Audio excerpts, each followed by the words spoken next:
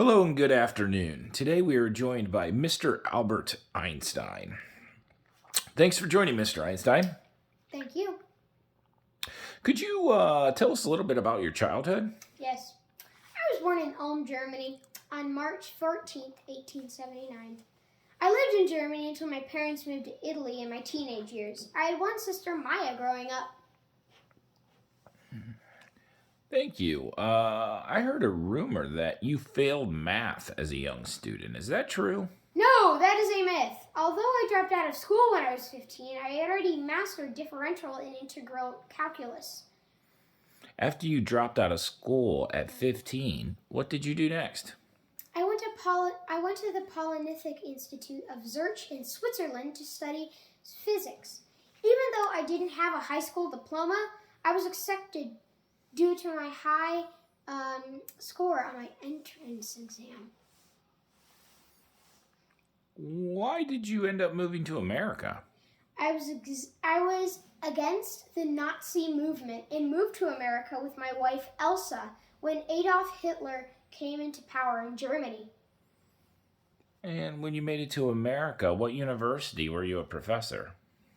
At Princeton University, I was a professor for 22 years in the United States. What are some of your more famous works? Well, I won the Nobel Prize for Physics for the theory of relativity in 1921, which proposed that gravity, as well as motion, can affect the intervals of time, space, and space. E equals mc squared 2. Although I didn't create the atomic bomb, my equation energy equals mass times the speed of light squared was used in the creation of the atomic bomb.